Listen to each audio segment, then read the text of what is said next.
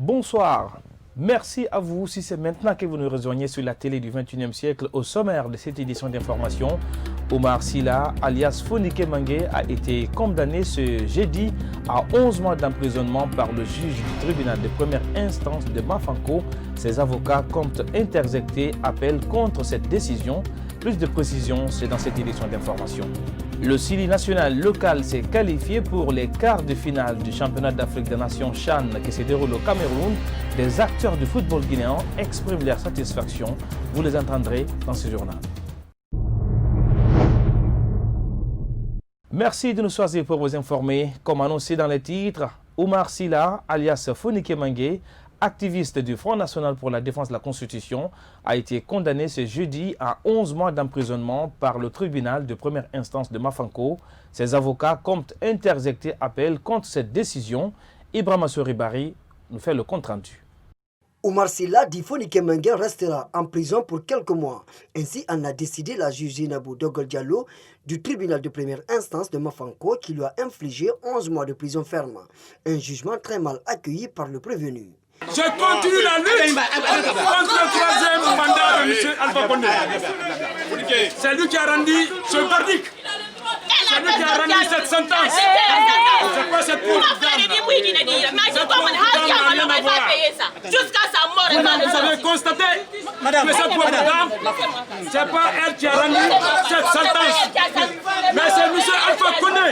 Droit dans ses bottes, le chargé à la mobilisation du FNDC maintient qu'il va poursuivre son combat contre le troisième mandat d'Alpha Condé. Même en prison, je lutte contre le troisième mandat. C'est pas la prison.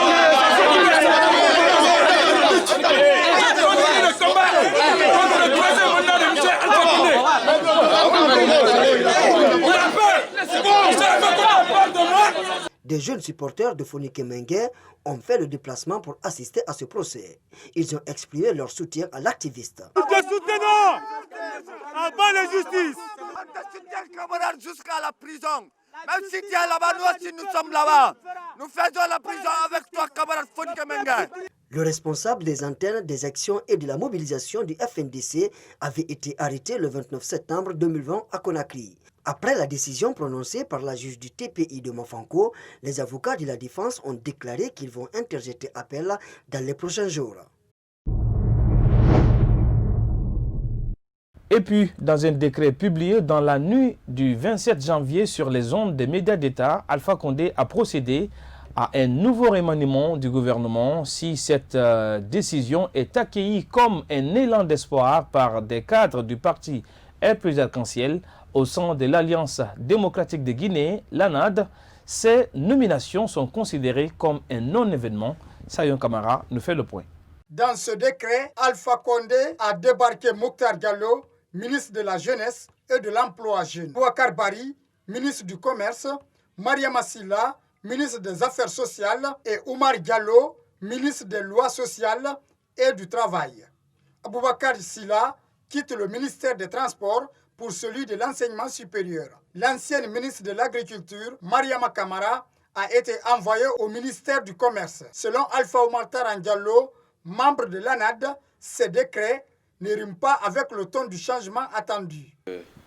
C'est le même problème qui continue. La cacophonie au sommet de l'État, la tergiversation, les tâtonnements. Mais pour nous, ce n'est pas tellement important parce que nous savons tous comment est-ce que les élections se sont passées. Nous savons très bien qu'il y a eu une usurpation. Ce n'est pas le vote du peuple qui est matérialisé. Ce mini-remaniement intervient à un moment où le pays est plongé dans une crise sociale et politique sans précédent. Ce membre de l'ANAD fait quelques propositions de solutions. D'abord, il y a premièrement le respect des lois, le respect de la volonté populaire qui s'est manifestée le 18 octobre et aussi la volonté politique de vouloir mettre en place un pays, notre pays, sur les rails. Donc il faut nécessairement que toutes ces conditions soient remplies. Mais cela ne peut être possible que lorsque les leaders politiques, les acteurs de la société civile, les leaders d'opinion ne sont pas arrêtés pour leur avis, pour leur point de vue. Pour des observateurs, en lieu et place d'un gouvernement de récompense, Alpha devrait choisir les ministres par compétence pour un décollage effectif de la Guinée. Toujours composition partielle de gouvernement, Mokhtar Diallo confirmé au poste de ministère de la Jeunesse et de l'Emploi des Jeunes la semaine dernière vient d'être débarqué. Le président de la République Alpha Condé a dans un décret publié à la télévision nationale nommé à ce poste Aïssatou Diallo, une décision diversement appréciée par des citoyens de Conakry et sont au micro de Yaye Bari. Ce que le gouvernement a fait, c'est pas bon. Parce que c'est une trahison ça. Parce que l'autre, il a bien travaillé pour eux. C'est pas pour le peuple, c'est pour eux qu'il a fait. C'est pas pour le peuple. Pendant la campagne, c'est ça qu'il a vu. Mais si la campagne passe, l'autre a écarté lui, c'est pas bon.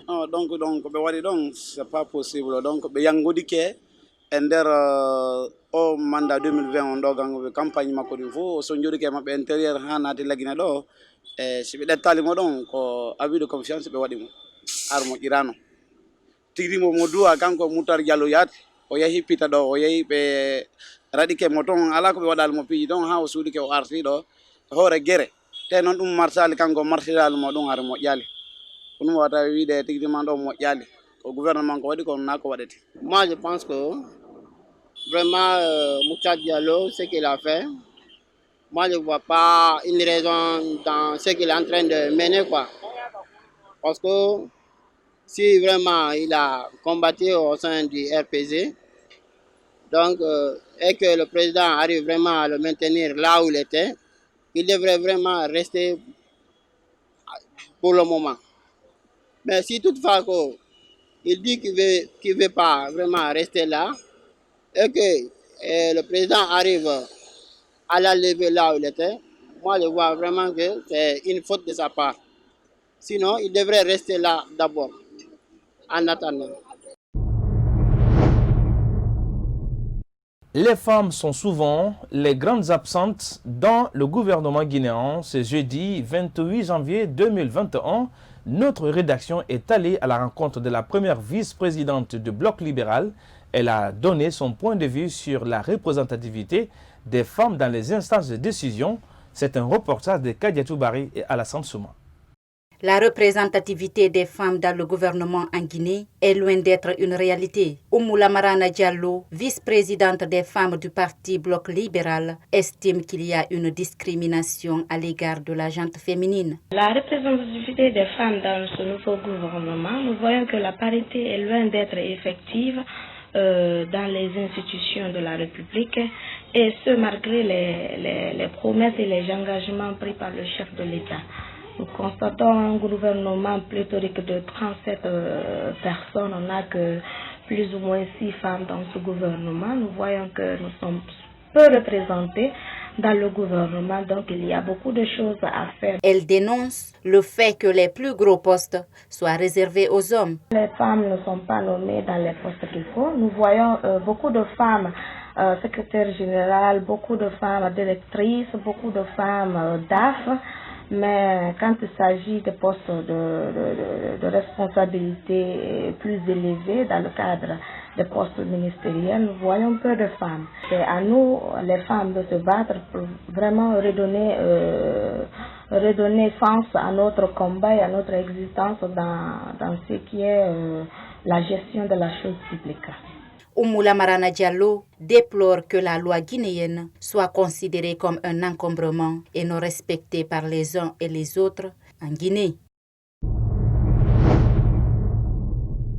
À présent, on parle de l'éducation. Les responsables du syndicat national autonome de l'enseignement supérieur et de la recherche scientifique Sénésur et ceux du syndicat national de l'éducation SNE ont suspendu leur mot d'ordre de grève dans les structures universitaires, une décision prise après une négociation avec l'inspection du travail. Bintou Souma et Ibrahima Paye Kamara, reportage. Après les négociations du mardi dernier entre le Sénasur et l'Inspection générale du travail, ces structures syndicales décident de suspendre leur mot d'ordre de grève jusqu'à la prise de fonction du nouveau gouvernement. L'accord porte sur le paiement de la prime d'incitation sur les bulletins de salaire des enseignants à partir du mois de janvier 2021. Vu les lettres numéro 024/MFPT/CAP 2021 et numéro 25/MFPT/CAP 2021 du 25 janvier 2021 de Monsieur l'inspecteur général du travail demandant la suspension de la grève afin d'ouvrir un couloir de négociation dès après la mise en place du nouveau gouvernement. Le bureau exécutif national du SNESU, après consultation de la base, décide par ma voix de la suspension du mot d'ordre de grève et invite l'ensemble des travailleurs et travailleuses des IES, CRS à reprendre le travail à compter du vendredi 29 janvier 2021 à 8h. Solidaire à la grève du Sénasur, le SNE a également suspendu son mot d'ordre de boycott des cours au sein de l'enseignement préuniversitaire. Avec la satisfaction de certains points inscrits dans leur plateforme revendicative et le paiement des primes d'incitation sur le terrain, et en même temps la mise du salaire de la prime d'incitation sur le bulletin laisse entrevoir une opportunité de négociation, d'autant plus que l'inspecteur général du travail a déjà adressé une correspondance à toutes les structures syndicales de l'éducation, de l'intersyndicale, et donc en nous demandant de leur donner un temps. Donc nous, au SNE, c'est une satisfaction. Nous demandons à nos démembrements de reprendre normalement les activités pédagogiques et académiques. Pour l'heure, le ministère de l'Enseignement technique et de la Recherche scientifique n'a fait aucune communication sur ce compromis. Dans la nuit du mercredi 27 au jeudi 28 janvier, une vingtaine de kiosques et de boutiques ont été ravagés par un incendie à Sanderverlia dans la commune de Kaloum. Alpha Omar Diallo s'est rendu sur les lieux ce jeudi 28 janvier. Voici son reportage. Des kiosques, boutiques, congélateurs et des hangars sont tous partis en fumée suite à un incendie qui s'est produit dans le secteur Wantanamo au quartier Sandervalia, commune de Kaloum. Ces gestionnaires de kiosques expliquent les circonstances de l'incendie. Nous sommes là. Il y a une quinzaine de kiosques qui étaient installés ici. Le feu s'est juste déclaré d'un seul coup et nous étions en célébration après la victoire de l'équipe nationale. Et on a entendu « au feu » et je suis allé faire sauter le disjoncteur. À la sortie dans le couloir, de 5 à 10 minutes, le feu avait tout pris. Nous n'avons pas pu récupérer nos affaires. Je suis blessé, chacun s'est cherché. Le feu était très fort. Rien n'est sorti, comme vous le voyez.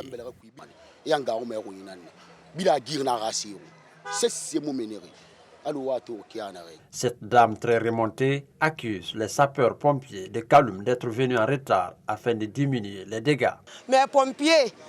Les sapeurs-pompiers de Kaloum ne sont pas du tout au service de la population. Ils sont venus de très loin, venir sans eau. En tout cas, ils ne sont pas du tout bien. C'est un refus. Il y a de l'eau au centre-ville. Ils sont de mauvaise foi. C'est grâce à ceux de Matoto qu'on s'est rassuré. Mais avant leur arrivée, c'était trop tard. Pour ces conducteurs de taxi-moto, cette perte va les impacter de façon directe. Ces lieux leur rendaient un grand service en matière de transport. Nous, on venait ici pour prendre du temps. Nos amis qui quittent très loin, des fois passaient la nuit ici à cause de l'insécurité dans la haute banlieue. On stationnait ici pour chercher les passagers, donc comme ça, c'est très difficile. Les incendies sont devenus monnaie courante à Conakry.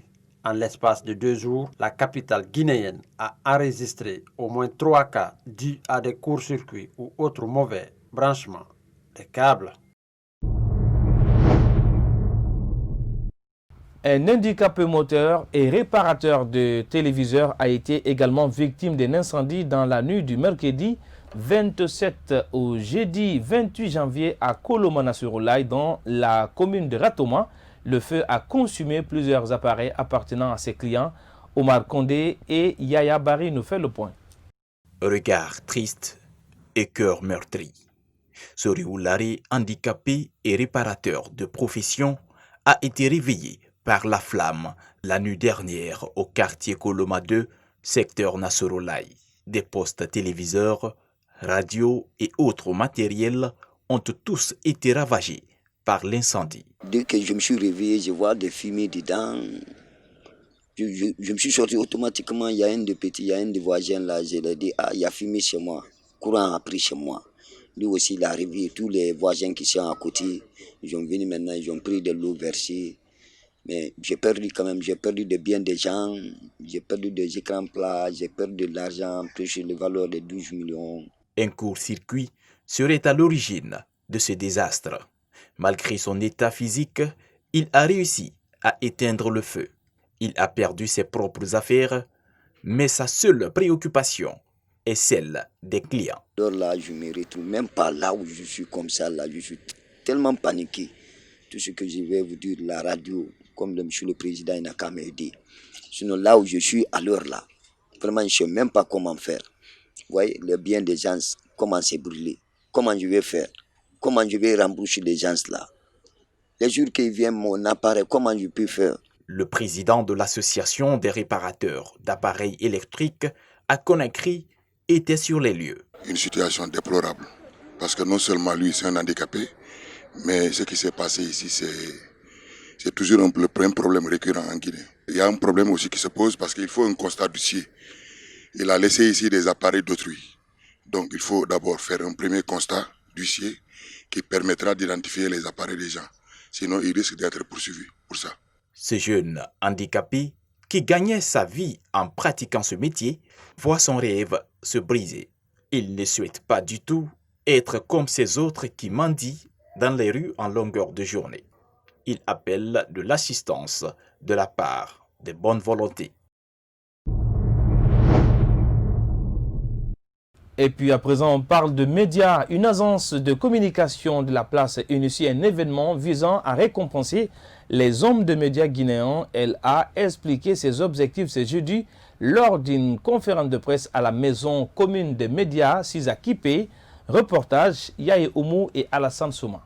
Décerner des prix aux meilleurs hommes de médias professionnels de l'année 2021, tel est l'objectif de la structure qui a organisé cette rencontre avec la presse. L'un des organisateurs revient sur cet événement. On veut récompenser le mérite et l'excellence au sein de la presse. Nous voulons faire en sorte que nos journalistes ayons un plan de carrière, que demain nous puissions avoir un certain avenir radieux si bien sûr l'événement se déroule comme nous l'avons prévu. On veut faire en sorte que les patrons de presse, les journalistes voient cette barrière, ce mythe qu'il y a parfois entre nous se dégager pour que nous puissions renforcer nos liens d'amitié et de confraternité. C'est ça l'objectif majeur des médias World Guinée. Mais comment participer à cette cérémonie de distinction dédiée aux journalistes? Antoine Kourouma répond. Du 25 janvier au 20 février, les journalistes postulants peuvent s'inscrire. Mais on a précisé que sur les 15 prix à pouvoir, il y a 6 prix pour lesquels les rédactions peuvent inscrire leurs journalistes. Il y a 4 prix pour lesquels les journalistes volontairement ou librement peuvent s'inscrire. Il y a 2 prix spéciaux pour lesquels des journalistes peuvent également s'inscrire à Conakry ou partout en Guinée sur le prix spécial qu'on a appelé prix spécial santé coronavirus et au niveau du prix spécial du meilleur correspondant à l'intérieur du pays qui va porter sur l'agro-pastoral. Et donc, je crois que c'est sur l'agriculture et l'élevage. Les personnes désireuses de participer à cette cérémonie, surtout pour ces prix, devront respecter les règles établies, c'est-à-dire... L'événement Média Awards Guinée, qui vise à reconnaître le mérite des hommes de médias guinéens, se tiendra le 27 mars 2021 à Conakry. À présent, on parle de sport. Dans cette édition d'information, le Sili national local s'est qualifié pour les quarts de finale du championnat d'Afrique des Nations Cameroun 2020. L'équipe guinéenne a fait un match nul, 2 buts partout face au Taifa Stars de Tanzanie ce mercredi 27 janvier 2021. Quelques acteurs de football guinéens ont exprimé leur satisfaction ce jeudi. Ibrahim Diallo. Après une victoire et un nul, le Sili local a joué contre la Tanzanie ce mercredi 27 janvier au stade de la réunification de Douala. Ce match au compte de la 3e et dernière journée du championnat d'Afrique des Nations a été très dynamique. Les Guinéens qui étaient menés à 2-1 sont parvenus à se qualifier en quart de finale grâce à une égalisation de Victor Kantabadono à la 82e minute. Ibrahima Sori Touré, ancien sociétaire du Horea AC, ne cache pas ses sentiments. Ça a été une bonne prestation pour l'équipe guinéenne, en ce sens que ça a été une qualification pour nous. Pour tout Guinéen hier, tout le monde était content. Voir son équipe se qualifier en quart de finale ou bien en demi-finale, je crois que c'est une bonne chose. Les poulains de Kamfori Lapé Bangoura seront opposés aux locaux rwandais en quart de finale. Une confrontation difficile pour le Sili local, analyse Abdoulaye Kamara, entraîneur du Wakria AC. Avec le volume que l'équipe avait montré les 2 précédentes sorties, s'il arrive à garder ses caps, forcément nous allons nous qualifier en quart de finale. Surtout le côté mental. Vous savez, le problème c'est un peu ça. Cette rencontre est l'un des chocs très attendus. Les 2 protagonistes visent une victoire pour une place en demi-finale. Cet entraîneur donne quelques consignes au Sili. Ils doivent garder le moral et se concentrer. Ce qui est déjà fait, ça c'est déjà fait. On se concentre sur le futur. Le futur c'est de préparer la quart de finale pour qu'on puisse au moins se qualifier en demi-finale. C'est ça qui va nous aider dans la marche de progression dans la compétition. À sa 3e participation au CHAN, le Sili local jouera sa 2e quart de finale de cette compétition contre le Rwanda ce dimanche 31 janvier 2021 à 19h. On termine cette édition d'information par la page culture pour parler de la cérémonie de vernissage du livre de poèmes intitulé Les Roses de l'Espérance, une œuvre littéraire de Hadja Zainab Koumandio Diallo composée de 49 poèmes répartis en 6 chapitres. La cérémonie de dédicace du livre Les Roses de l'Espérance a reçu plusieurs témoignages sur la poétesse Peul Hadja Koumandio Zainab Diallo, dont celui de son professeur de français au collège. Je le confirme. Adolescente, elle était au collège, je l'ai connue calme et altière, une hirondelle libre, indomptable, toujours intéressée à la poésie dans son genre dramatique et parfois lyrique.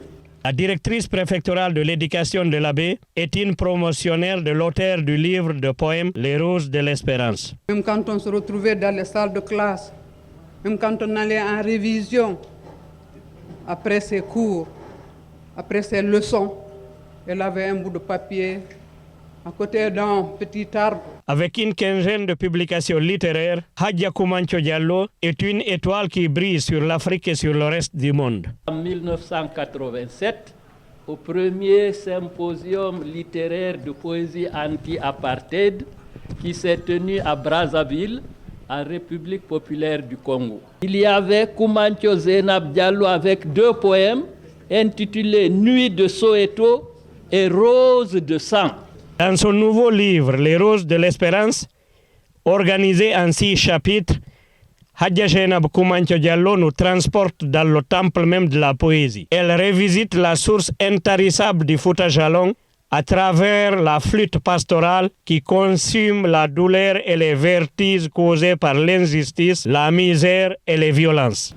Les Roses de l'Espérance est une grosse compilation de mes poèmes, tirés de mes premiers recueils, Moi femme, Comme les pétales du crépuscule, Les rires du silence et d'autres. À travers cette nouvelle production littéraire, Hadja Koumandio Diallo témoigne des femmes, de la fragilité du temps, des mariages forcés, de l'Afrique errante, des douleurs vaincues, vécues et vues, nous fait chavirer dans une vague de pétales d'espoir qui coule dans la profondeur de chaque vers de ce livre de poèmes intitulé Les Roses de l'Espérance.